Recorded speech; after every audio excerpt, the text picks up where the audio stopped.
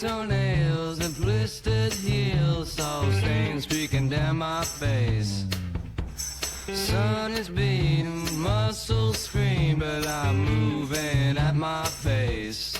Run the riot! Leave the world behind! Run the riot! You free your body and your mind!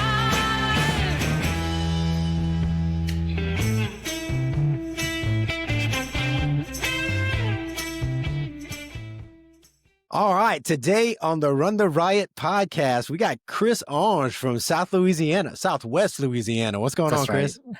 Not too much. How's it going, David? Oh, I'm good, man. Like we were just talking before we started, like it's crazy, man. But I'm glad we get to set some time aside to record a podcast, man. Talk about running and stuff. That's right. I'm always, I feel like I can talk about running all day, every day. So it's, well, some people think that's all we do. You just run and talk about running. Yeah. Well, man. So you're in Sulphur, kind of right? Breaking up, David. Can you hear me? Okay, you're back. Kind of lost you for a second. That's terrible. Yeah, I got you, man. You good? Yeah. I don't know. You kind of froze for 1 second. Now you're back. All right. Yeah, I don't know you're a little fuzzy. If it gets a little fuzzy, it'll be all right on the download after. Okay. But yeah, you're in Sulphur, right? That's right. So I grew up in Lake Charles, right down the road, and then if you've ever been through here, you know we got two bridges, and they're bad both ways. And so me and my wife both work on the west side. So after we got married a couple of years, we both moved over here and trying to avoid some of that traffic. So it's only about 15 minutes from where I grew up. But that's right. Well, a little story about Lake Charles. That's where I went on my first date with Jennifer. I don't know if you heard that. We met at a Dallas airport, and we ended up. I was working. I worked for Louisiana Scrap Metal Recycling, and they have a Lake Charles office out there. And anyway, I worked out there, and we went to Steamboat. Was it Steamboat Charlie's? Yes, Steamboat Bill's. Steamboat Bill's. Why it's did I say there Charlie's? It's right there off I-10. Yeah. That's where we ate. We spent about 3 hours eating and ate some good Cajun food, unhealthy Cajun food, but it was awesome. That's right. So it's like, yeah, man. I love. We used to eat there a lot when I worked out there, but good stuff, man. I miss it. I miss that area. Yeah, it's good. It's so I'm 30. I was born in 95, and it's changed a lot in the 30 years I've been here. A lot of expansion, a lot of new stuff. So it's good. Yeah, we got to go a couple years ago back to ours. Anyway, we had a softball tournament. I was telling you how our daughter keeps us busy. We had a softball tournament in Sulphur, and we rented a houseboat, Airbnb. We found a houseboat, and so which for me, I've stayed on a houseboat before. I'm from being from St. Martinville, Louisiana, but my wife and daughter hadn't. And so we stayed on a houseboat. I can't tell you exactly where it is, but where it was, but we got to see little alligators coming up to the, and I was trying to get, one of them was small and I was trying to catch him. I would have caught him. I've done it before, but couldn't get him close enough, but he was chasing our corks and all that stuff. And they got the biggest kick out of all that. So it was pretty fun. It was a good Louisiana experience for them. Yeah. You were south of town, like Carlos Shupik area. I don't remember where it was. It was in, I think it was in Sulphur. I'll have to look. I'll send it to you because it was a unique thing and it was good. It was, it had power and all that stuff and air conditioned and all, but we stayed on a boat. It was in a little slip out there in the middle of nowhere. Yeah, it was fun. So you grew up in Lake Charles, so South Louisiana. So you're just a Cajun boy, right? Yeah. Well, I'm more Italian. I was going to ask because I was like, you got something else going on in there. Yeah, that's what it is. My mom's side has a little bit more Cajun on it, and my dad's side is like 100% Italian, both his parents. So that's the culture I grew up in is around the Cajun culture, but my direct family, mostly Sicilian. Nice. Are there any good Italian restaurants like Charles and Sulphur? So Peroni's is like a little Italian deli. They do kind of subs, and I think they're really just open for lunch. They have a great bakery, Italian bakery. Okay. I'd really recommend going there. And then in Sulphur, there's a Joe's Italian. That's more of a traditional pizza, pasta kind of place. Pretty good. Okay, all right. I was just curious on that. So well, your last name, Ange, So it's really, we pronounce it Angie. Dude, I messed it up. I No, thought for sure I no. had it, man. It's good. It's good. I get that all the time, but it's really a weird conglomeration. So if you ask my grandpa, my great grandparents came into Morgan City from Sicily. So we're really Okay. only a few generations here. And when they came, they only spoke Italian. And so they're getting off the boat, whatever the story is, they're trying to write down their name. And our last name was kind of lost to history. So when they came, whatever the English people or maybe French people in Morgan City were Yeah. translating, the name. And we don't really know what they were saying, what our Italian ancestors were saying, right? But they came over and it ended up Angie, and then it just kind of stuck. So my grandpa thinks it was longer, like Angelini, or That's what I and was they gonna kind of say. shortened it. That's his theory. We really don't know. So we know the areas they were from in Sicily, like those small towns before they came over here, but we don't know any, relatives distant over there. Well, what brought your family over to South Louisiana? Just curious on that, man. That's interesting. So that's another thing we don't really know either. He'll say, if you They're ask just my like, grandpa, let's go. if you ask my grandpa, he likes to tell the story of either we were involved in the mafia somehow, either I we were like it. running from the police, we were in the mafia, or we were running from the mafia and came over here, changed our name, and started a new life. That's good. I like that story. We're gonna go with that, man. So, I'm gonna name the podcast Christopher and the Mafia family from South Louisiana. that's right. No, that's cool. So what's your mom's family name? What So are my they? mom, my mom's mom is a Thompson. That's the Okay. side that's more Cajun. Her dad is actually German. His last name was Conkey before he passed. Oh wow, dude, you got all kind of stuff mixed in there, man. Yeah. That's pretty cool. You wouldn't be related to Charles Thompson, who's I don't know. he I lives in don't know there. a Okay. lot of that side of the family. Okay. That side's way smaller. Angie's side is pretty big in Southwest Louisiana. So if you're from this area, you probably know somebody with that last name. Gotcha. No, that's cool, man, because you hear so much about, the Cajun culture and how, moving to South Louisiana, being exiled from Nova Scotia and all that. And Yeah. it's just interesting hearing of an Italian family who came over That's right. not long after that, and we don't know why. Yeah. That's cool. So growing up in South Louisiana, I don't know, I grew up really, I'm Ontario, Cajun culture, and my mom is from Georgia, but I grew up embedded in there in the Cajun culture. How did you, I don't know, how did you like growing up in South Louisiana? What was it like for you, especially having a little Italian bent to it? I don't know. What do you think people would want to know about growing up in Southwest Louisiana? Man, growing up here, it's kind of a lot of that stereotypical stuff. So I think Southwest Louisiana has a little bit less of that Cajun influence that maybe Central South Louisiana has. A lot of times people deem us as East Texas. Yeah. But we still have a lot of, I grew up duck hunting, saltwater fishing in the marsh, seeing alligators, that kind of stereotypical Louisiana thing. We were all over that. But it's this area, Southwest Louisiana, is a very homey place. Kind of small town, medium town. Everybody still knows each other. Yeah. So it's one of those things, and we got a tight family here. Like I said, is that if you're from Southwest Louisiana, you probably know an Angie. Yeah. So it had that nice family feel where it's big enough in this area that you kind of have everything you need. You don't have to travel out of town to, go to a grocery store, a movie theater or something, but it's small enough that you still know everybody. Yeah. It's small enough that if you go get in trouble, everybody knows about it. That's right. you can't get away with it. Okay. All right. Big question before we get to running. Have you been frogging? No, I haven't. I've never been frogging. Okay. That's one thing I haven't done.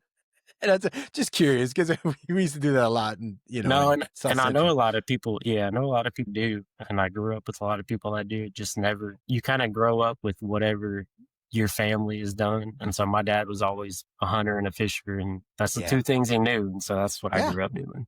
Yeah, no, that's all good. All good. I had to ask, because, so growing up, did you do sports and stuff? And so you went to high school in Lake Charles? Yeah. Yeah. So growing up, I played football really up until about sophomore year of high school. And it wasn't for me. I was a bigger kid in middle school, so I was kind of Okay, yeah. able to throw some weight around. And Everybody caught up? yeah, in about eighth grade, my dad was always I'll say a hobby jogger. I mean, he ran the Crescent City Classic 10K every year. That was his thing. Nice, And yeah, he ran like one half marathon, I think was the farthest he ever went.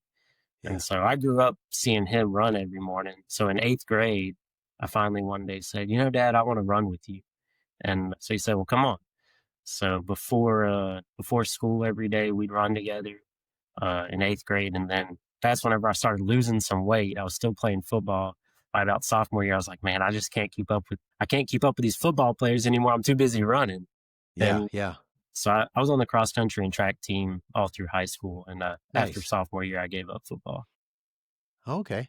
So you get kind of just changed, yeah, focus and found something you like. Did you feel like I don't know, on cross country and track, did you feel like that was just your place? Yeah. And it's funny because, I remember very vividly that my first 10K, I was 12 years old. And I remember I ran like a 47, 30, 10K, something like that, and Yeah. for 12-year-old, I was like, I'm unstoppable. It's like, Oh no, man. yeah. And so I ran that, and I always felt those longer distances calling me.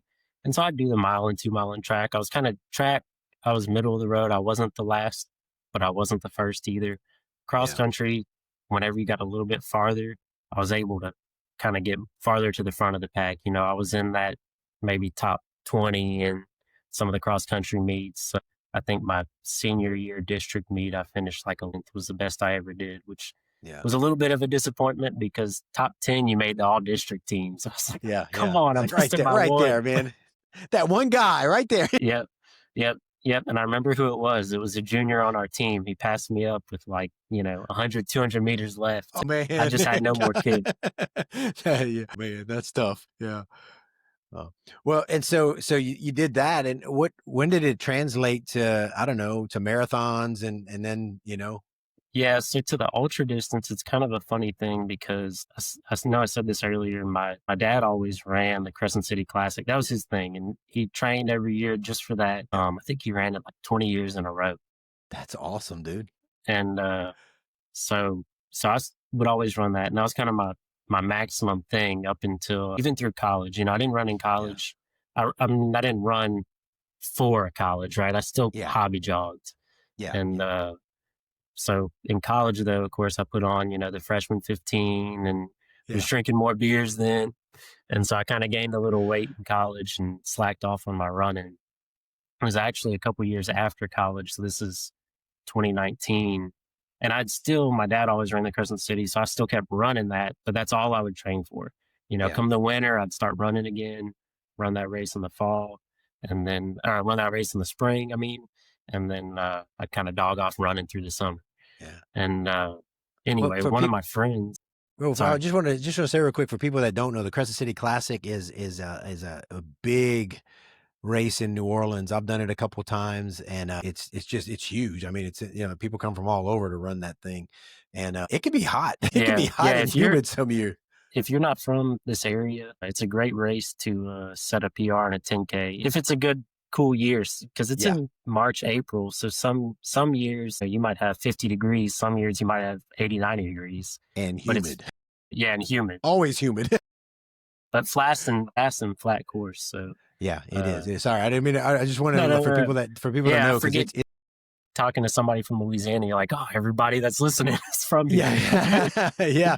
It is a good race though. I recommend it. If you ever want to go to New Orleans for something and just run a shorter distance, it's a good race. I think I have my 10K PR on that race too. Yeah, mine too. And it's good. So yeah. So you kept doing it because that was kind of you guys' tradition. That's right. So I kept doing that. That was the tradition. And then one year, one of my friends, I don't know, do you know of the Danimal whenever it's a 50K in Lake Charles? Yeah, I've heard of it. I've never run it or anything, but I've heard of it. So Dan Smith, the race director of that he used to put that on from I think 2015 to 2019. He did that 50K. And the last year that he did it in 2019, one of my close buddies said, hey, Chris, you're a runner. This was his first 50K. And Colin told me, he said, "You're a runner, and I need a pacer." I had a pacer because that race you were allowed a pacer for the last 2 loops. It's a 4 loop course, so it's 8 miles ish a loop. He said, "I'm allowed a pacer for the last 15 miles ish," and I said, "Colin, I've never run more than 8 miles before in my life." Yeah. Yeah. And he said, "Well, we're going at a slow pace. We're on the trails." And he said, "But I know you're a runner," and my pacer dropped out. So this is like August. The race is in October. I said, Yeah. "All right, I guess, I guess," he said, "just come out to the trails with me and run one day. We'll run one loop and see how it goes. If you like it, no commitment." And so I went out there with him. Man, we got about 4 or 5 miles in, and I was cooked. I was like, we got to turn around or pull off on an exit or something, Colin. I was like, this is not working. And of course it's August in Louisiana, so in Oh, South dude, Louisiana, yeah. so it's hot. There's bugs everywhere. Oh, yeah. If you go early in the morning, there's spiders across the trail. It's like Yeah. big banana spiders. Exactly. So I was like, I don't know. But I actually, from that point, I really fell in love with being out on the trails. And Mm. all my college buddies, we always hiked. It was a cheap trip. So we'd pack up our hiking bags and we'd drive to Big Bend. We drove to the Grand Canyon, Mm. the Smoky Mountains, and we just take a backpacking trip for a few days. So I was familiar with being on trails, and then I was familiar with running, but I didn't know people did them together. You put it together, yeah. And so once I realized that, I was like, all right, there might be something to this. So I paced Colin for that last 15 miles, and it wasn't about me, right? Is that I'd never run that distance before, but because I had to train to help somebody else, it's like, I guess I got to do it. If I was doing it for me, maybe I wouldn't have gotten into it. Yeah, yeah. But I did that, and then I realized, I guess I should run a half marathon. It's like, I guess I should run a half marathon. I've already covered more than that distance. Yeah, yeah. I signed up for a half after I paced Colin for the last 15. And then Which half did you sign up for? it was the Swamp Stomp, which is here local in Lake Charles. Okay. And, and I'd never done anything, so I wasn't trying to travel. I was like, I'm going to do something local and small and see how it goes. Yeah. So I ran that. And then my goal was next year to run the Danimal, the 50K. So I ended up through, oh God, man, sorry. But I ended up signing up for, it wasn't the Danimal anymore. Dan had passed it along to Edie, which if you know Edie, that does the Lugaroo. Yeah. So this was all confuzzled, I guess. I don't know what the word is, but after 2019, Dan said, I'm not going to host a race anymore. And the story goes that he traded it to Edie for I think like a Daryl sandwich or something. That sounds about right. Yeah, so she took over the race. She rebranded it as No Man's Land, but it was the same time of the year, the same distances, all that, same course. And of course, it would have been in 2020, and that's when Hurricane Laura hit Southwest Louisiana. Yeah. So, I mean, it just destroyed Sam Houston Jones State Park. I think they said something like 70% of the trees were fallen and the trails were just impassable. Yeah. So she canceled it that year. And then I ended up running the Screaming Monkey 50K, which is in Shreveport. Yeah. Was about 2 weeks after that. So I'd already been training all summer, Yeah. I was like, I got to find a 50K. So I Do signed something. signed up for another 50K, ran the Screaming Monkey, and then ended up running Lugaroo in December, the 40 miler. And I kind of just picked up distances after that. Nice. So Sam Houston, and I forget out there. Do you know Nick Cronin out there? yeah, so Nick's one of our this is a funny story too, that after, I guess I'll get back to Nick, but in a roundabout way, but after Hurricane Laura happened, that Edie didn't put back on the race for a few years. And so I reached out to her after a while, and I was like, hey, and I didn't really know her back then, but I reached out to her. I was like, hey, I'm from Lake Charles, and we had this race. Of course, the hurricane happened. Now the trails are starting to open back up again. They're doing all the repair work. Are you going to bring it back? And she was like, I don't really think so. Life changed in the last few years, Yeah. whatever. And I said, okay, well, I would be interested in hosting the race because, it just meant something to me that we have a trail race in Yeah. the park. Nothing else was going on in the park. And she said, well, look, I'll help you out. You can take the No Man's Land branding. And if y'all want to put it on, I'll help you out, whatever you need. That's cool. Between me and Nick. So Nick and Tanya McKnight, I don't know if you know her, Tanya Brown now, but those two, I'd see them every weekend I was running out at Sam Houston. And so we'd pass each other on the trails. I mean, every single Saturday, pretty much. Yeah. And so I reached out to them. Those were the first two people I reached out to. And I was like, hey, do y'all want to put on a race? I was like, y'all are the other two trail runners that utilize this every single weekend. Yeah. It's a small community. And so they joined on our team. And then Andy Jones, who is another kind of local ultra runner, she worked at one of the local running stores at the time. And so we brought her on the team. And then last year was our first year putting back on No Man's Land. So we liked that branding, and we kept the what Edie had established and Dan had passed on. And now it's kind of Nice. in a third generation, I guess, of owners of the race. Yeah, I didn't know all that. I remember when Edie was going to take over a race out there, but I forgot that as hurricanes do mess up everybody's plans. And I didn't realize Nick was involved in that. And I was just thinking, I don't know why I need to get Nick on the pod anyway. Yeah. But anyway, no, that's pretty awesome. That's cool because I haven't been to those trails, but I heard they're a great trail system, and you want people to come run it.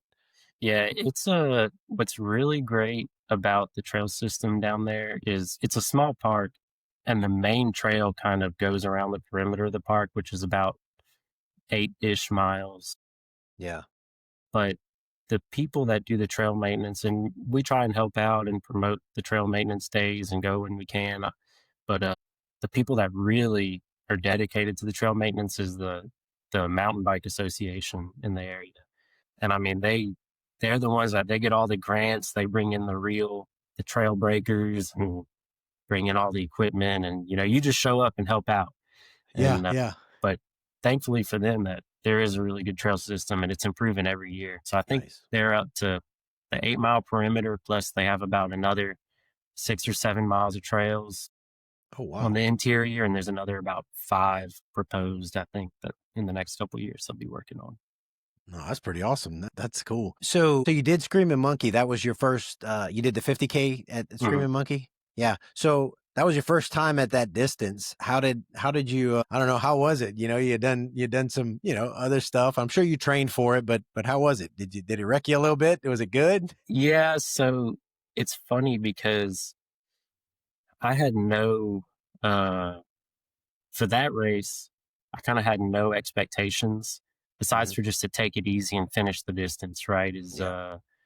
I wasn't trying to place. I wasn't trying to win. I wasn't trying to do any of that. I just said, I'll just go and do my best. And I trained, and me and another friend that had graduated high school with me trained together all summer. So the first Screaming Monkey is a 15-mile loop. So the first loop we spent together the whole way around. And then the second loop, I said, hey, Mason, I'm feeling pretty good. Like I'm gonna pick it up a little bit. So we split up. He didn't finish too far behind me, and I had no idea what place I was in, right? Because all the distances start together. So you're like, is this guy in front of me 100-mile guy? Is he a 100K guy? You don't know. Yeah. And you're just running. And so I ended up, I thought I was casually running and just trying to finish what I could. And I finished, and they were like, you got second place. And I was like, what? It's like, I didn't know. That's awesome. Yeah. And then Mason came in, I think 10 minutes behind me or so, and he got third place. And I was like, man, I guess this is something that, we can kind of exceed at. So after that, then I realized, I was, and I was what, 24, 25 at the time. So, I guess I'm still in my prime, but not as much as I was. And I was like, man, we can really do some damage at some of these races. Yeah, let's do some stuff. Let's see what we can break. Yeah. No, and so you did. What distance did you do at your first Lugaroo? Was it So the first Lugaroo was only a month after the Sounds about right. Screaming Monkey. Yeah, because the Screaming Why Monkey's not? early November, and then the Lugaroo is kind of the middle of December, and or the early December, I guess, really. And so I did the 40. So I said, okay, well, we'll step it up by about 9 miles, do the 40, and I came at second in that race too. Yeah. And the one thing I hate about Ultra Sign Up is it ranks you when you can see everybody that's entered, and it ranks you, and you're like, oh, it's ranking me first or second, and then you feel like you got to try harder. I got a target on my back. Yeah. So I think it had ranked me first by however many, and of course I only have one data point at that time. Yeah, you have one in 100%. That's it. Yeah. And so it's like I was like, oh well, I guess I'll go try to win, and that was a terrible idea. Yeah. The guy that beat me, I mean, just demolished me. It was like he was an hour or two ahead of me, and then it was me in second. I think third place was 5 or 10 minutes behind me. So I was just trying to hold on to second. Just try to keep going. I'm looking to see who won that year. Yeah, if you can pull it up. It's the guy from Mandeville. Yeah, he crushed it. Yeah. What does it say the third place was? So yeah, you finished in 7:32, and third place was in 7:38. That was Brett Skull from Houston. Yeah. Yeah. So I remember actually that year, because that was a COVID year too, a COVID Hurricane Laura year, that the route was different. So it was the out and backs. Eddie had to do an out and back for a couple years, and so the one good thing about that is you know exactly how far the people are ahead of you, because you get to the turnaround and you're like, okay, well, he was a mile from the turnaround, so he's really 2 miles ahead of me. So I knew that third place was on my back whenever I was running it. And what's demoralizing is I had about 3 miles left of the race, and we're going up a hill, and those hills are really punchy in Chico. And so we're going up this hill, and this guy comes up behind me, and I'm 24 or something like that, and just struggling up this hill like 40 miles into a race. And so this guy comes up from behind me, just running, just like casually jogging, and he said he was like 60 or 65, and he was running the 100-miler. He was running the 100-miler, and he was passing me, and I was like, man, you can pass me if you want. And he stood with me for about a quarter mile. He was like, no, I'm just taking a little recovery right now. Come on, man. And you're dying. Yeah. Perspective. Yeah. Here's some humble pie. Eat on this for a little while. No, exactly. And I was like, this old dude, like, just coming out here and, saying he's casually running, and I'm trying not to die, hold on to my second place. That's so good. Was that your first time running the trails at Chico? I'm trying to think if I went out there before. I think I might have went out there before. So actually, my wife is from Ville Platte. And Ville Platte? She's from Ville Platte? That's right. And I love so it. that's kind of my trails, my home away from home trails is Chico State Park. And I can't remember if I'd went out there before, but we end up, if we go visit her family, I end up probably 2 or 3 times a year making the loop, or just if I can even get out there for an hour or two, and I know I can't complete the loop, I'll go running out and back, or do some of the Arboretum trails or something. So I can't remember if I had went out there before or not. Gotcha. I love those trails. My first ultra was out there. It was Cajun Coyote before it was Lugaroo. And I trained so much out there. I would do some double loop Saturdays. I went through some life trash on those trails, dude. I was processing life, and I'd be out there just dealing with junk while I was training, man. So I got a special place in my heart for those trails. I probably looped them. I don't know how many times I've looped that lake. It's been a lot. I don't think I've ever willingly done a double loop outside of the race. Yeah. I had, the training I was doing, it was like I was supposed to do like a 30-mile Saturday and a 20-mile Sunday back to backs. And I was like, I'm just going to loop this twice on Saturday. That way tomorrow I don't have to run quite as much. And and it was hot. I don't know. I couldn't do that now. I'm too old. I was just suffering, dude. And I get out there early when they had all the banana spiders, and I'd run into those wild boars out there and stuff. No, they're out there. I've seen what's the water moccasins, banana spiders, Oh yeah. the boars. I've seen gators out there on the trail. I mean, you name it. There's pretty much there's anything in Louisiana that can kill you is out there. Oh yeah.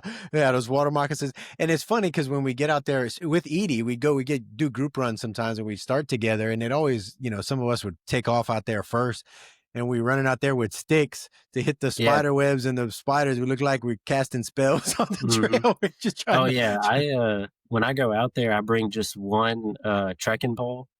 And just for spiders, it's not even, I mean, there's those couple real punchy hills, but you don't need poles out there. But for the spiders, you do. That's right. Oh man, it is so bad some mornings, and then if you're, you kind of do a little turn and you don't see it till it's in your face. I've told this story before, but I remember running on those trails, and you got your headlamp on your hat, and I remember I hit a spider web. I missed it. Like I didn't see it enough to hit it down. Mm-hmm. And I'm running a little later. I was like, you do the kind of pat yourself, trying to get it all off you. I thought I got it off me. And while I'm running, this big old banana spider just comes down over the bill of my cap right in my face. Dude, I screamed like a woman out there, man. It was, I threw my hat down, and it was crazy. I've had an encounter out there where a banana spider, I just ran straight into it. And of course, I'm flailing my arms. And it was so bad, my Garmin told me like it detected a crash. I forget what it said. It was something like crash detected or fall detected or something. Like, you want to contact emergency services. And I was great. like, no. Somebody can kill this spider. I just need fire or something. Just kill it with fire. Could you help? Yeah, that's pretty good, man. But yeah, those are, I love those trails. And so Edie's doing the Lugaroo this year, and then next year is going to be the last year, unless I have a feeling somebody's going to take it over. I can't imagine somebody would. Somebody will pick something up there for sure. Yeah. It's too good of trails to waste and not have something go on there. Dude, they are fantastic. And I love when people come from, I forgot his name. He runs for Ultra. He came and smoked it. I think he still has he's got Mark Hammond. He's got the course record. And, but he came and he ran it fast, but he was like, he's run all over the place, and he's like, man, these trails they're sneaky with like you said, those punchy climbs, and they have a lot of runnable sections, but man, some of those little punchy climbs, and then if you get a wet year, man, it's and you don't know if it's going to be warm, you don't know if it's going to be cold. First year I ran it, I thought I was hallucinating, but it was actual snow flurries. It was like, what? Really? I'm in South Louisiana. Yeah. I was like, I had a pacer at the time. It was my first one. And I was like, all right, I think I'm seeing snow flurries, but I don't know. He's like, no, you're seeing snow flurries. I was like, all right. Man, the year 2022, I ran the 20 miler, and, or 2023, I ran the 20 miler, and, that year it had rained, just poured down, those big Louisiana downpours. Oh yeah. Like a few hours before the race, and the rain stopped by the time the race started, but it was too late for the trails, right? They're all muddy and stuff. And I'm running the 20 miler, and I guess the back half of the course is a little bit flatter and faster than the front half. And so I'm really picking up the pace at the end. And I know you had Jackson on the podcast, and he had the old course record for the 20 miler. And so I knew what his course record was. And I said, all right, I'm on pace to beat his course record. So I'm moving, and I get there's a couple small bridges that are also turns. And man, in the last 3 miles, I fell twice. Just on the bridge? Slipping on bridges. And not those big long ones, but short ones. It was terrible. Oh, if you don't hit them straight on, dude, like I've done that before. Your feet will just, because they've got that, I don't even know, like, I don't want, like, not fungus, but just, I don't it's know. Like they're just algae slippery. That grows yeah, on. Algae. Yeah, that's it. Yeah. And if you don't hit them straight on, man, your feet will fly out from under you. Yeah. And, yeah, that happened to me twice, and I was like, and I'm hurting, and I hit my hip or whatever. Yeah, you fall on wood. You got to get up at that point. So I didn't have any time to spare. I think I beat his course record by like a minute or something, and then nice. Last year, somebody came back and whipped mine by 5 or 6 minutes. So, oh man, yeah, that's so fun. I love that competition like that. Well, thought you were gonna say, because the last 4 miles of the loop, it can get when there's a lot of rain, it can get where you're just slogging through just water and mud, and Yeah. because it's pretty flat, and you can still move pretty fast. But I've run that thing where ankle deep water, and you just gotta push through. It was kind of like that, but at that point my shoes were already Yeah, soaked and muddy, just and the worst part about the rain was really those first 4 or 5 miles, because Edie lets all the ultra distances go first by mhm. by like 7 a.m., and then at 8 a.m. the 20 milers start. So you've already had 100 people tear up the trail ahead of you, and Yep. all those hills. So I mean, some of those hills literally you couldn't get up without You have to, grabbing the trees on the y- side to yep, help pull yep. yourself up, or you're on all Especially fours. especially that first 4 miles. It's Yeah. it's super punchy, man. Yeah, Hmm. that's it's fun. You just never know what you're gonna get. And for you to break, because Jackson's a strong runner, and for you to do that with a muddy trail, man, that's good. That's a strong run, man. Yeah, That's it, that's it that's was awesome. it was not the best trail conditions, and I think the FKT on the route is maybe 10 minutes faster than what the course record is for the Lugaroo. I But looked it up. yeah, I But think Gunther has it.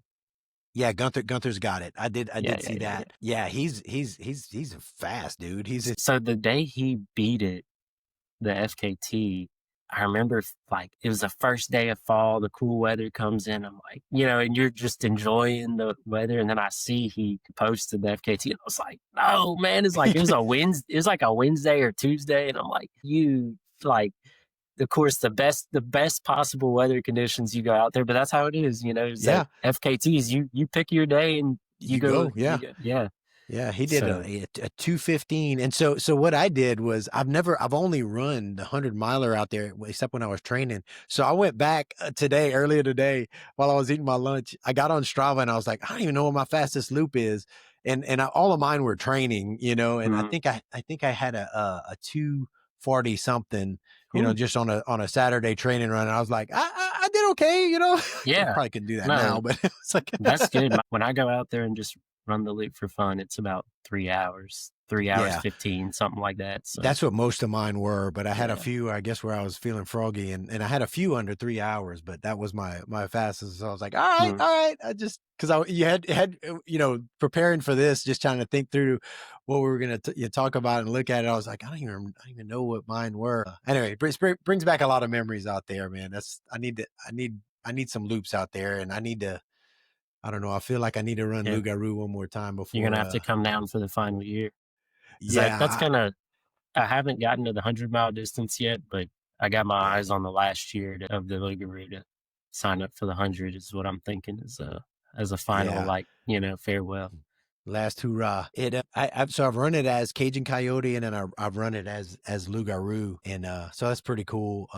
Anyway, I was trying to win it when I ran it as for Lugaroo, but turned my ankle at mile 19, and then Mhm. I was able to hang on to third place, but my ankle was nasty. Yeah. I was it was So it you did was that for 80 miles?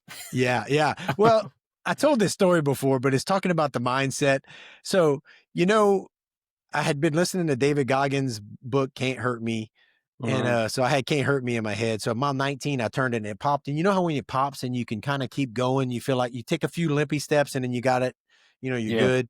And then it popped again, and it was like, oh man, it wasn't easing up. And I was running with a buddy of mine, and so we get to the main aid station at mile 20, and Edie's there.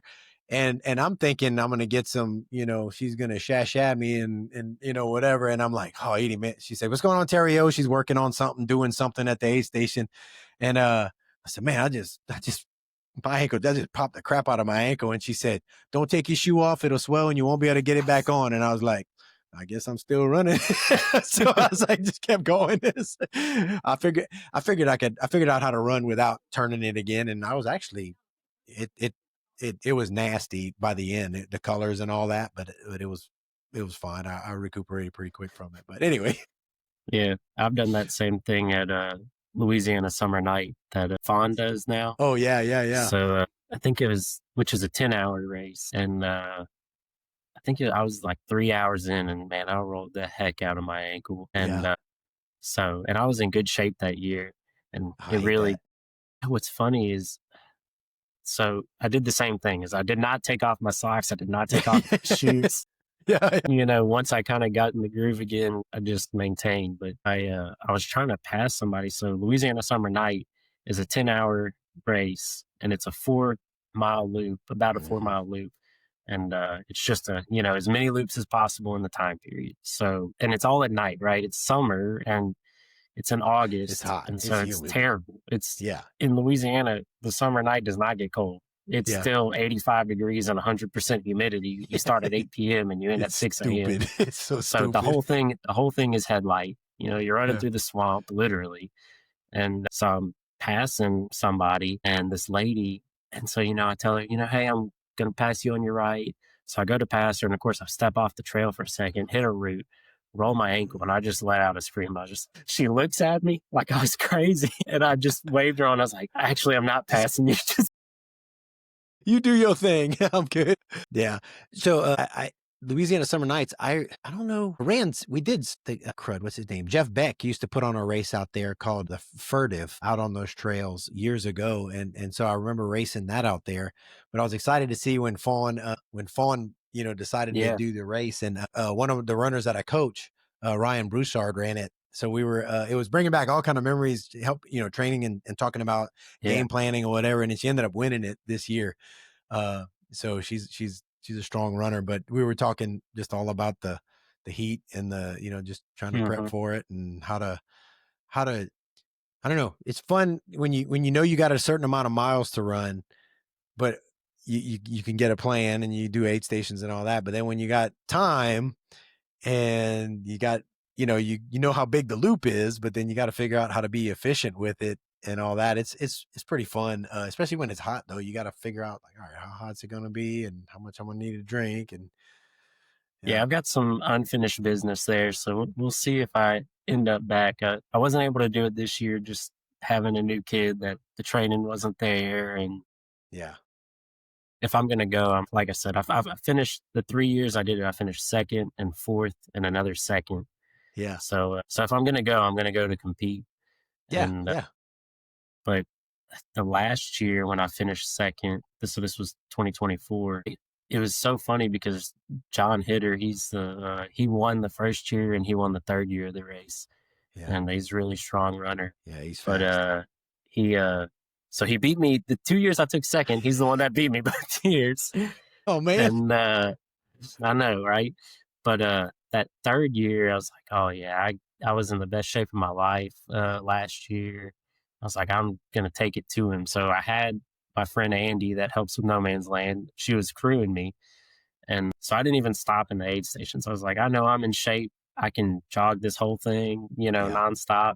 yeah. And so I had bottles pre-made and plenty of gels and electrolyte mix and carb Hand them mix off. or whatever. Yeah, Yeah. So I'd roll through the aid station and we'd swap bottles and I'd keep going. And John, who's a really strong runner, for the first 3 hours or so, what would happen is he'd swap bottles or whatever he needed to do at the aid station, and I'd roll through it. So I'd yeah, run and get some lead on him, and then he'd have to run to catch up to me. And I was like, this is great. In my head, I'm yeah, like, yeah, yeah. I'm gonna wear him out. I was like, yeah, he has to fight to keep up. And, I've got my crew here that I'm just rolling.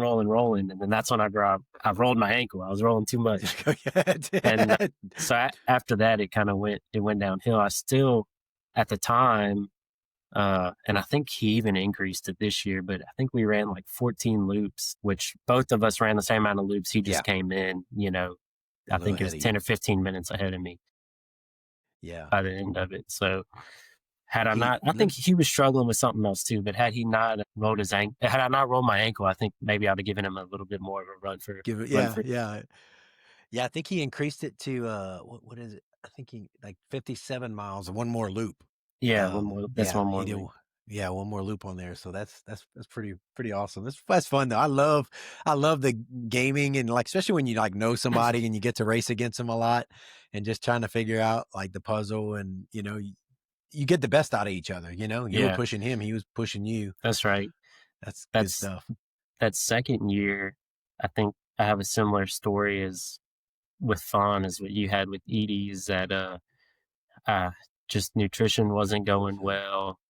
I couldn't keep anything down, and then I felt like, I was in and out of the porta john, and was like, oh, Yeah. this is terrible. And I got to the aid station probably 5, 6 hours in, and I just sat down and I looked at phone. I was like, I think I'm just gonna call it here, and I Yeah. guess Yeah. it wouldn't have technically been a DNF because I'd already run whatever her minimum distance I was. think, yeah, I did like a 50K or right at 32 miles or something Yeah, like I that. think Yeah. she's increased it, but yeah, and so I'd already run what her minimum distance was, and I was like, I think I'm just gonna call it here. And she was like, just drink, eat this. She made me a grilled cheese. She's like, drink plenty of fluids, You eat got this time? grilled cheese. Yeah, she's like, Yeah. just sit down, and so I was throwing myself a pity party. But I sat for about 30, 45 minutes in the aid station that year, and I ended up getting up and running and feeling good. And like 9 hours in, I was really running again. I'd Yeah. recovered and everything. And so I remember passing, there's a pack of people.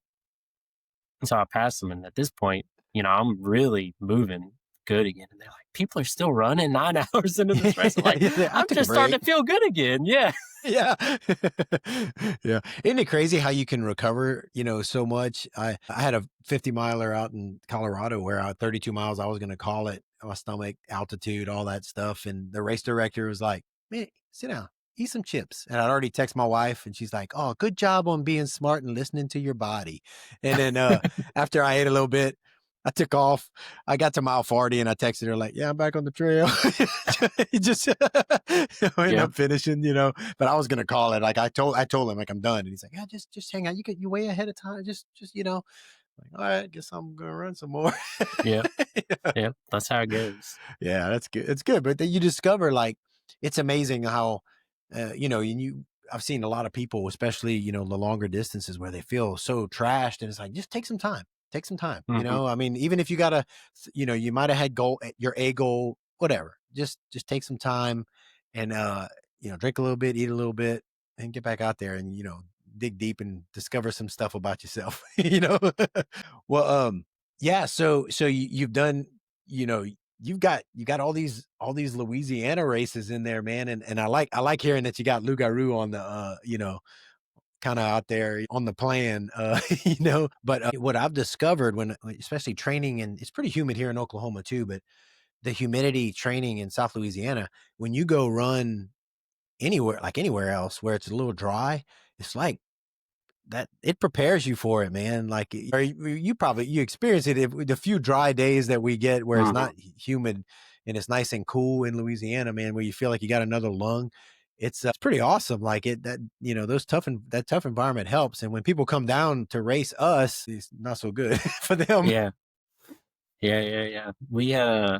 It's funny. One of the guys I used to work with, he's from Houston area, but was living in Louisiana. So he was used to the humidity Yeah. too. Yeah. And he went and ran, I can't remember what marathon it was, but it was something in Germany. It Oh, wasn't the wow. Berlin Marathon, but it was another big marathon. And he said that year I got there and everybody was worried that like it's a record heat year, and all this stuff. And he was like, it's like 75 degrees, Yeah, it's like, probably dry as a yeah, bone, yeah. Like, So he's like, people were, passing out on the side of the course. And he's like, for me, I was just chugging along as it this felt is good. great. That's so, uh, But that's good, yeah, man. I haven't had too many races outside of Louisiana. It's just so much easier to keep it local. And I like Yeah. supporting people here. Yeah. But I did run Boston this year. Nice. So I ran Houston in 2024 and Okay. got my BQ and went and ran Boston this year. And Nice. the Boston weather, I mean, it was hot, but the sun was out, so it was hot, right? But it was like 55 degrees at the Yeah. start, and the humidity was way lower than it is here. So Yeah. I think, I need to get back to Boston and run it on a year yeah, because I just ran it once and it was 40 degrees and raining the whole time, dude. It was pretty miserable, but it was Boston, so like it was cool, yeah, But I'd like to, I don't know. I almost went back and I actually had an entry, but I didn't go back because of the money. I was like, I could run a few ultras for this. So it's like yeah. the cost. It's really, I mean, the cost of the race itself is, I guess, similar to an ultra, but Yeah. then whenever you factor in everything else, the flights, how expensive it is, just Yeah. being up there, and To I mean, stay, we to went, eat. yeah, we went with my whole family, and so we made a trip out of it. Yeah. basically vacation. My parents came, my sister, brother-in-law, their kids, and my wife Nice. and son. So we were like, oh, we're gonna go up there for a week and do all the touristy things and spend Yeah, time. So it was a good that's trip. cool. It's a cool, I mean, like, I'm so glad I did it. It's so fun, and I'd like to experience it again. It's hard to explain to people. It's just something about Boston and the people, and they just, even in the cold rain, dude, they were all lined up along the streets, man, and hooping and Yep. hollering and Uh, high-fiving. It was awesome. pe- People keep asking me if I think I'm gonna do it again, and I'm like, man, I really don't know. Is that I actually hated the marathon. It was The race itself? just the marathon distance on the roads. Yeah, I trained for Houston, really the hardest I've trained in my life for anything. nice. And but with the goal of going to Boston. And so after that was I was like just whipped. Is I Yeah, feel yeah, like when you're running on the trails, you feel like you can take it a little bit easier. You're yeah. kind of longer and slower, and then yeah, the marathon was not like that to When me. you're looking at your watch, you're trying to pace, trying to stay on pace. Yeah, What and was your you're BQ? What was your uh time? 2:47:12. Dude, that's awesome, dude. That's great, Yeah. man. Yeah, That's a good so time, dude. did that, and I really was expecting for Houston. And again, that was my first real road marathon, so I knew I would be comfortably under 3 hours. I didn't know how much, and my Yeah. goal was kind of in between 250 and 255 was my target. And I remember starting out, and I was running like 6:30, 6:35 for the first 3 miles, and it felt good. Of course, that day in Houston, it was 32 degrees at the start. Oh, yeah. Which really in Pretty this good. on the Gulf Coast is that's what you want. Yeah, Because that yeah. means by the time you're finishing, it's going to be 60 degrees. Yeah, yeah, exactly. Yeah, yeah. I'd rather it be cold and suffer through a mile or two and have good weather for the rest of the race. Started out fast. I think my goal pace was like 6:40 or 6:45. Yeah. And so I started out about 10 seconds faster. And then I was like, okay, that's fine. We'll slow down a little bit. I got to about mile 4 or 5 and I was running like 6:10, 6:15. I was like, this is way too fast. And I just couldn't pull myself to slow down, all the hype and stuff. Yeah, But in yeah. my mind, I was like, Chris, slow down, slow I'm down. gonna blow up. And It's gonna be bad. yeah. And I finally got to about mile 9 or 10 and I was like, still feeling good at that kind of 6:15-ish pace. And I said, Yeah. all right, let's just lock in. Full send, bro. Let's go. Yeah, so I stayed there till about mile 18. Uh, that's whenever I could start feeling all the, people say you hit the wall, and I could feel my legs starting to tighten up. Yeah. I was still able to hold the pace until about mile 23. Yeah. So I think my average pace ended up being like 6:20 a mile. Dude. Mile 25 and 26 were my slowest miles, and they were still like 6:45. So I slowed That's down, but it awesome. was Yeah. like in the grand scheme Still of in range, things, dude. Yeah, yeah, yeah. in the grand scheme of things, that's my last slowest miles were really what my goal was in the beginning. Yeah. And like I said, I mean, it was a perfect weather day in Houston. For Houston weather, you can't really Yeah. you want that 30-degree range. Yeah. So it was good. That's awesome. That's good, man. So you do these, you train, you do these marathons. You got a 1-year-old at home. What do you do for work, man? Where do you work? I'm a Kind of chemical work. engineer, so Okay. I work in a local chemical manufacturing plant, and I get to do. I have a few different areas, but I get to do the wastewater, which most people don't like. It's kind of that you get the utilities and you're the low man on the totem pole, but it's a cool thing. And what I tell people is, especially in Louisiana, there's a kind of a stigma of the plants. If you've been around Baton Rouge or offshore Yeah. drilling or in Lake Charles, Houston area. But my role is, I kind of get to give back because everything that we send out of the plant, it comes through me. So, Yeah. I make sure we're in all our environmental permits and Nice. everything that we discharge into the river is, cleaned up to the best Yeah. degree possible. And, we're not killing any fishes, we're not harming anybody. So it's fun in that sense of, you know, I'm not worried about, at least my plan. I'm not worried about what we're putting out in the Yeah. You're environmental. like, I'm So good. My conscience yeah, is clear. yeah, Yeah. exactly. So it's good. It's fun. That's good. That's cool, man. I like that. I really like that. And I like, you know, hey, you get to do that. You know, Hmm. it's fulfilling. You're protecting the environment where you live, man. That's cool. Cause yeah, there is some stigma, but you know, there are regulations out there and oil companies, refineries, everything, they spend a lot of money and a lot of time making sure that things are clean because, you know, they have to. Hmm. It's good. That's cool, man.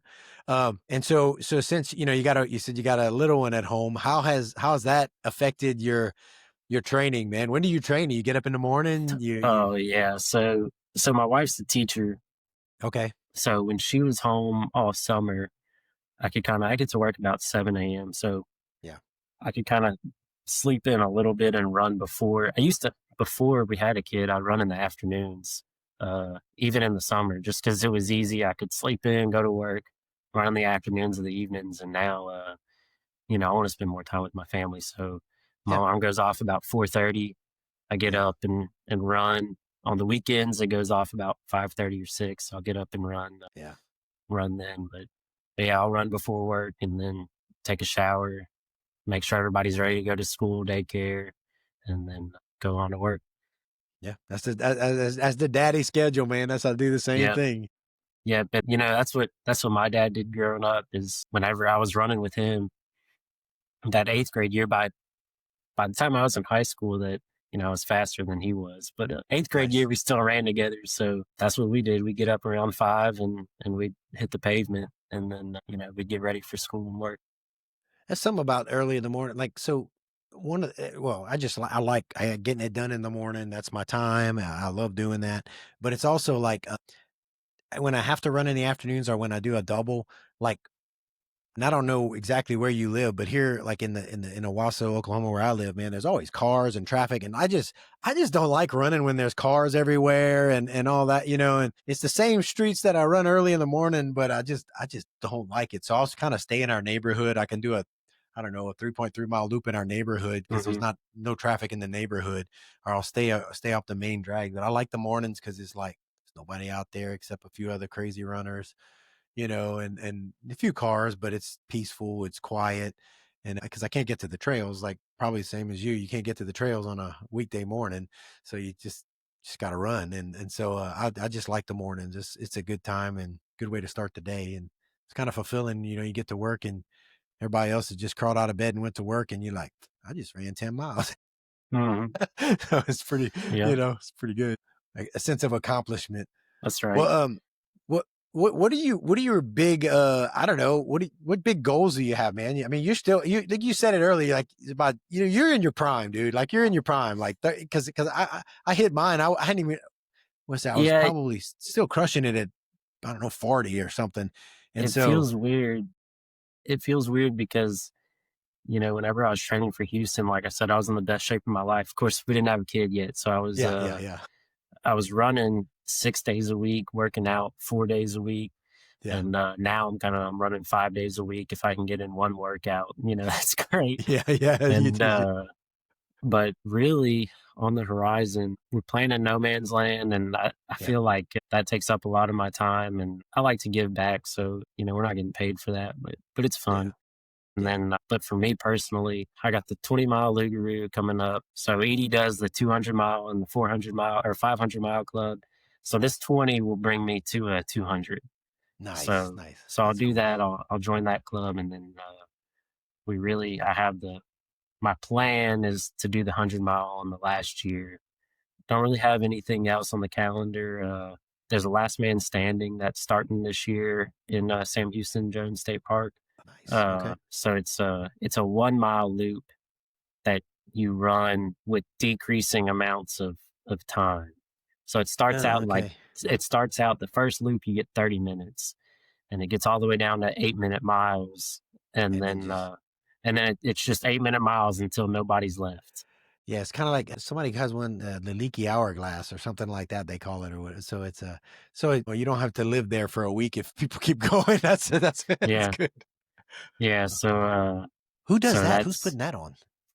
It's actually there's a gym in Moss Bluff that there's a guy, he's an ultra runner. His name is Quinn Boyette, and he Okay. ran No Man's Land last year, and he's kind of, I guess, new to the scene. Yeah. But I talked to him, and one good thing about Louisiana RDs is everybody kind of knows each other. We all talk to each other. I talked to That's good.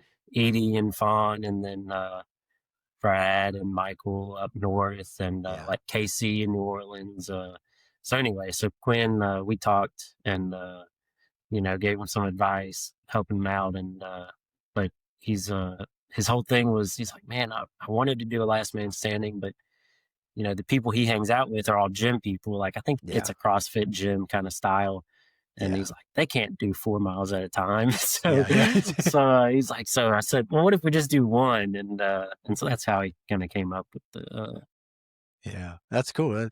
You know what I love is every person that you mentioned, all the other RDs, like I know every single one of them, and I love every single one of them, dude. They are awesome. yeah, I think That's that's part cool. of being from here is, Yeah, we all try to schedule our races where they're not overlapping or they're not, pulling the same crowd. If it's like Fawn has the 10-hour race or different styles and different yeah, times of the yeah, year. So, that's one really good thing. I don't know if other areas are like that with their races, but, Louisiana is very much hospitality.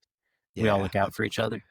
I encourage anybody who hasn't been to a Louisiana race. I mean, go find one and check it out. There are enough now that you can go and get different. There are different times and different places. There's also the Waldo's area, dirt. They do the mountain Hmm. bikes plus the run, and there's just a Yep. lot of good run that you can go and experience. Not only the Louisiana trails, but the Louisiana people, and like you said, the Louisiana hospitality and the food. Yeah, that's right. We got a jambalaya after No Man's Land last year was like the post race food, and of course we got Nice. beer and all that. And you won't believe how many people came up to me and they were like, "This is the best post race food I've ever had." And I was like, "I mean, it's just jambalaya, man. It's like it was good, but it wasn't We have anything this all the special." time, right? It's not even the best jambalaya, but it's good. It's like that's so good. I love it. I love it. Well, no, man, I love that you're out there. You're giving back, doing the race, and being a part of not only just running, but being a part of the of putting things on and providing for people to have races and run, because I know it's a lot of work, man. I've never directed a race, but I've been around it enough, and I've helped Edie when we started doing the red dirt, Hmm. and then I helped some with Lugaroo and all, and it's a lot of work. And so kudos to all the race directors and for people who complain about every little thing. Always, Yep. yeah, just have a little grace. I always when during COVID when they weren't doing any road races and had a whole bunch of like road runners come into the trails, we'd laugh at some of the races around here because some of them were like they were looking at their watch and they're like, this course is long, and it was a loop course, and I was like, I'm just running with him. I'm like, yeah, man, it's 50-ish. I don't know where. Just go, bro. Just That's right. like this ain't road running, man. Just go. It's good. Yeah, we set up one aid station in the middle of the woods that like, you got to take a side by side out there, and we bring a whole ice chests and water jugs and the whole food, snack bar, everything. Yeah. And, we brought extra chairs out there and stuff. So people want to sit down, you have an opportunity, Yeah. whatever, right? So we got the whole 9 yards fully manned and staffed. And I think I had 2 or 3 people come into me and they're like, "Hey, why wasn't there a portalet at that aid station?" I'm like, "You understand Bruh. that it's in the middle of the woods. Like you're lucky I put one out there." It's like, it was not see that easy to tree? get all that stuff out there. That tree over there, go behind it. That's exactly what Nick said. Nick said, we have a group text, everybody that helps our team. And Nick said, just tell them the whole race is a portalet. The whole woods, bro. Just get off the trail. That's good, man. That's so funny. I love it. Yeah, it's just different mentalities. We even I heard of some race directors. I think was it Cesar out there who does like the Q50 races? Yeah. Yeah, maybe it was him. I don't know for sure, but like somebody asked, or somebody said you should have blown the trails off. There were too many leaves on the trail or something. I was like, wait, what? You want a red carpet? Like you? Yeah.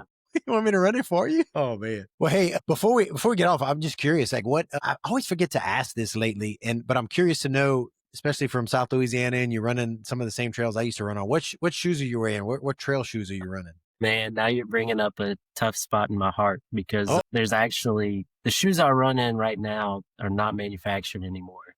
And yeah, so but what I run in, and I have one last pair that I'm hanging on to, but there's a guy from Lake Charles that started a running shoe company called Atreyu. He moved to what? Austin and started it. He started it in 2020, so he ran it for 5 years. He just announced he's closing his doors. So there's a few pairs left on his website, but whatever he has in stock, it's not restocking. So if you want Oh a pair of man, his shoes, you can go buy them. But he made a trail shoe, and he how you doesn't have spell any that, more. dude? Atreyu running. All right, I just want And to. Okay, he made a trail shoe. It's already off the website, I think, but I bought a few pairs, and his trail shoe was really, it was just called the Atreyu Base Trail, and it was really a good commuter shoe, and I think it yeah, was great for Louisiana because it had lugs, but they weren't super aggressive. You could, if you were running somewhere where you had to go road to trail, you could do that pretty easily. It didn't feel bad, and anyway, yeah, I have a couple pairs left, so I'm running them down to the ground, and I don't know what I'll be running in after that. you're gonna have to find something. That's a cool looking shoe, man. I can't believe I've never heard of it, dude. Seriously, I Yeah, hadn't heard of but that. he has and I run in a lot of his road shoes too, and I have some other shoes, some Sauconys and some Asics, but that's my go to was his brand. Gotcha, gotcha. Oh man, well you got to try. So I ran with for Ultra for a long time, and then when they disbanded the team, I was like, oh man, I got to figure out because I really liked them. I still love the Olympus for especially really long Mhm. distances on the trail. I still have that's probably what I still gonna wear from most of my trail runs. But for the road running, I was like, I walked into the you'll have to do what I did and walk in and just be like, help me. I Yeah, don't know what I hadn't worn anything else for the past 5 years except Ultra. So show me what you got. And yeah, walked out with that's some, what's it's I don't about to know. happen for me. Yeah. Just figure it out, man. That's cool. And you said you use a Garmin watch. What do you do Mhm. for, you use handhelds or? Yeah, I hate a vest, man. I have a vest, and it's terrible, but typically I have a Nathan handheld bottle. Yeah. I have a Yeah. couple of them I really like, and then I have a belt that I can stick my phone Mhm. in or a few gels if I need to. Yeah. That's if I can run in that, I'll do. But yeah, I don't know. Some things I like to have a vest to make sure I have what I need on me especially for longer distances. But Yeah, if I'm doing like the Chico loop and 20 miles plus, I'll bring my vest. But yeah, if it's something shorter, like at Sam Houston, I can do 8-10 mile loops and yeah, loop back to my car and know, hey, I got water sitting for me there. I can refill or yeah, whatever. yeah. Yeah, you get used to it. But well, man, dude, thanks for jumping on. Anything else you want to share before we get off, man? Anything else you got going on, or anything in the future? No, just No Man's Land coming up Yep. in November. That's the next big thing, and How do people find out about No Man's Land? Is it on Ultra Sign Up? it's on Ultra Sign Up. Yeah, so Cool. there's a No Man's Land Trail Run. There's another No Man's Land race. I honestly don't even know where that one is, but ours Okay, is called No Man's Land Trail Run on Ultra gotcha. Sign Up. No Man's Land So if you Trail Run. so if you All right. sign up for the other one, don't expect to come to Louisiana. Don't show up. You'd be like, dude, the wrong Yeah. one. That's good. And then how do people find you if they want to just follow along, follow your adventures, man? How are you on Uh, social media? you can follow me on my Strava, which is just under my name, Christopher Ange, or Instagram, same thing, just Cool. under my name. Cool. I'll It's the put best those two places to links. follow me. Yeah, I'll put those links in the show notes, man. Well, dude, good getting to know you, man. That's what I love about the podcast. I get to meet people I don't know, and I hope to get to run in South Louisiana. I don't know. I still got in the back of my mind. I might be able to get there for this December. yeah, We'll see. But if not, I need to plan for it for the last running of the Lugaroo. So for sure. cool, man. Well, hey, take care, and hope to run with you on the trail. Yeah. Talk to you soon, David. Have a good one.